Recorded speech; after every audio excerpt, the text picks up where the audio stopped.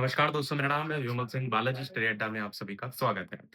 उत्तर प्रदेश प्राथमिक शिक्षक भर्ती को लेकर के सुपर टेट को लेकर लगातार चर्चा चल रही है कि नया कैलेंडर जो है आपका जल्द ही जारी होगा। अब इस महीने या अगले महीने जब भी जारी हो और उसी में शिक्षक भर्ती को लेकर के तारीख दे दी जाएगी।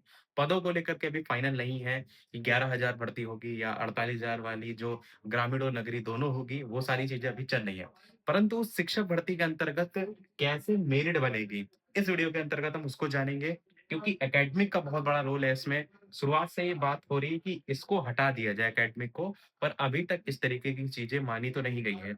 संभावना तो यही है कि एकेडमिक भी उसमें जुड़ी रहेगी, बदलाव नहीं होगा। हालाँकि लगातार कोई ज्ञापन वगैरह दिए जाते हैं, तो उसमें इसको हटाने को लेकर बात की जाती है। तो उसी को हम जानेंगे कि कैसे कंप्लीट आपकी मेरिट बनेगी और क्या-क्या स्टेप में आपके नंबर जो है वो बनेंगे। तो उत्तर प्रदेश प्राथमिक सहायक शिक्षक भर्ती में मेरिट कैसे बनती है? इसको लेकर के सबसे पहले मान लीजिए किसी स्टूडेंट के हाई स्कूल में 80% है। आपके जितने परसेंट हो आप उसके अकॉर्डिंग भी कैलकुलेशन निकाल लीजिएगा। तो किसी स्टूडेंट के हाई स्कूल में मान लीजिए 80% है, इंटरमीडिएट में उसके जो है वो 70% है और ग्रेजुएशन में कितने हैं 60%। इस तरीके से हमने माना है कि नॉर्मली आप देखेंगे तो ग्रेजुएशन में कम ही नंबर देखने को मिलते हैं और जैसे बीएससी वगैरह कर रखा है वगैरह, तो हाई स्कूल, इंटर, ग्रेजुएशन में और डीएलएड में 80% है। डीएलएड में लोगों के 90-90% भी होते हैं। तो ये मान लीजिए कि एक स्टूडेंट के नंबर हैं। अब तो उसका एकेडमिक सबसे पहले नंबर निकालना होगा, कैसे निकलेगा उसको समझिए। तो हाई स्कूल का 10%, जितने भी आपके नंबर है ना उन सबका 10-10% जो है वो निकाला जाता है। तो हाई स्कूल का 10% निकालेंगे तो आपका निकल करके आएगा 80% का 10%, यानी कि आपका 8 नंबर। हाई स्कूल का 10% 8 नंबर आ गया। ऐसे ही इंटरमीडिएट में 70% नंबर थे तो उसी का भी 10% निकालेंगे। तो इसका 10% निकालेंगे तो 7 नंबर निकल करके आएगा। इसी प्रकार ग्रेजुएशन की बात करते हैं, तो ग्रेजुएशन का जो है वो 10%, यानी ग्रेजुएशन में कितने नंबर थे 60%, तो उसका भी हमने 60 का 10% निकाल दिया, 6 नंबर हो गया। इसी प्रकार डीएलएड का 10%, डीएलएड में भी 80% थे, तो इसका 10% निकालेंगे तो इसका भी 10% 8 नंबर ही निकल करके इस तरीके से आएगा। तो हमने जितना भी ये नंबर निकाला 8, 7, 6 करके जो ये वैल्यू देख रहे हैं, इन सबको हमने क्या किया जोड़ लिया। तो 8, 7, 6, 8 को जोड़ेंगे तो 29 आपकी वैल्यू निकल कर के आएगी। ये है हमारा एकेडमिक स्कोर। यही एकेडमिक स्कोर आपका बहुत ज़्यादा अंतर लाएगा आपकी मेरिट में, क्योंकि कई लोग ऐसे भी होंगे जिनके हाई स्कूल में 90% रहे होंगे, जिन्होंने हाल-फिलहाल में पास किया होगा।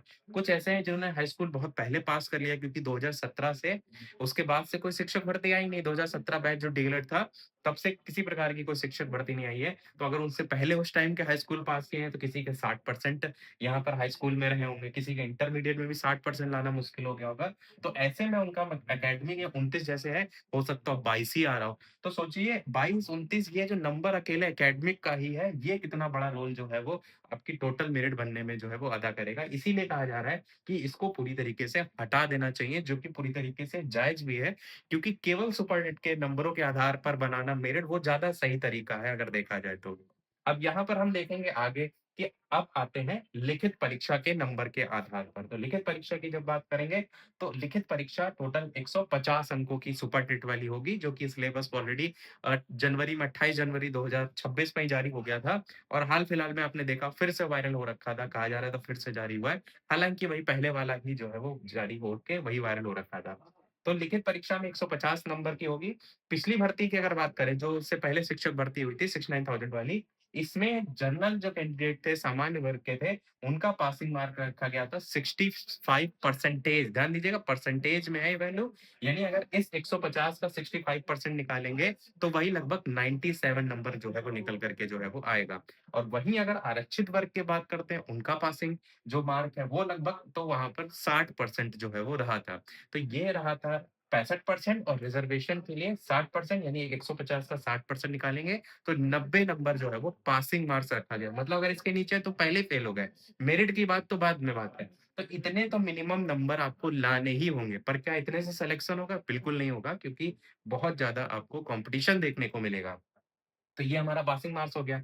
अब समझिए कि कोई स्टूडेंट अगर लिखित परीक्षा में 105 नंबर लेकर के आता है, कोई 105 भी लाएगा, कोई 110, कोई 120, 130 इस तरीके के नंबर आएँगे। तो मान लीजिए हमने 105 नंबर मान लिया। तो अगर कोई स्टूडेंट लिखित परीक्षा में 105 नंबर लेकर के आता है, तो ऐसे में हम इस 105 का सबसे पहले क्या निकालेंगे?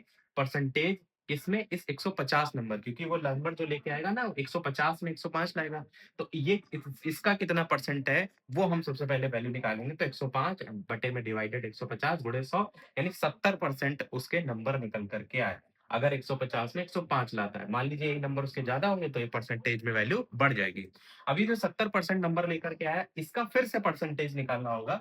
70% का हम फिर कितना निकालेंगे, 60%। क्योंकि जो आपका सुपर टेट की परीक्षा होती है, उसमें आपका 60% जो होता है, जो आप नंबर लेके आते हैं, वो जोड़ा जाता है उसका, और जो एकेडमिक आपका जो मेरिट वहाँ पे हमने स्टार्टिंग बताई थी ना, उसका 40% हिस्सा होता है, और उसी आधार पर मेरिट बनती है। तो यानी 70% जो नंबर लेकर के आए, इसका हमने 60% निकाला। 70 का 60% निकालेंगे तो 42 नंबर जो है यहाँ से निकल कर के आएगा।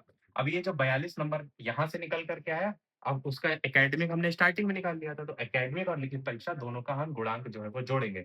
एकेडमिक में कितने उसके बन रहे थे, 29, जो कि हमने ऊपर आपको दिखाया भी था। ये यहाँ पर 29 नंबर बन रहे थे, तो ये वाला 29 नंबर हम लेंगे, एकेडमिक वाला, और लिखित परीक्षा जो 42 हमने यहाँ पर निकाला, ये वाला जो यहाँ पर इसके 70% वैल्यू नंबर आ रहे थे, इसी 70% का 60%, तो वो हमारा 42 बनकर आ रहा था। तो हमने यहाँ पर उसी 42 वाले स्कोर को जोड़ा है। ध्यान दीजिएगा कि जितने भी सुपर टेट में नंबर आएँगे, उसको हम पहले परसेंटेज में देखेंगे कितनी वैल्यू है, और परसेंटेज जितना वैल्यू होगी, उतने ही भाग का हम 60% निकालेंगे। और उस 60% की जो वैल्यू निकल कर के आएगी, वही हमारी लिखित परीक्षा का स्कोर होगा, और इन दोनों को जोड़ने के बाद जो अंतिम गुणांक होगा, वो हमारा ये होगा, जिसके बेस पर आपको नौकरी मिलेगी, यानी कि 71 नंबर जैसे ये निकल कर के आ रहा है। अब ये किसी का 71 है, तो किसी का 78 भी होगा, किसी का 80 भी होगा। जो आपकी मेरिट 100 के आधार पर देखी जाएगी, वो यही होगी। यानी आपको ध्यान देना है, इसमें एक बात ये है कि लिखित परीक्षा में आप जितने ज़्यादा नंबर बढ़ा लेते हैं, वही आपको फाइनल जो नंबर है, फाइनल मेरिट बनेगी, उसको हेल्प करेगा। क्योंकि ये तो आप बढ़ा नहीं सकते, तो फिक्स है। हो सकता हो इसमें पहले से ही किसी के ज़्यादा हो, उसको पहले से ही प्रेफ़रेंस ज़्यादा ही मिलेगी, तो ऐसे में आप इस पर फ़ोकस करिए।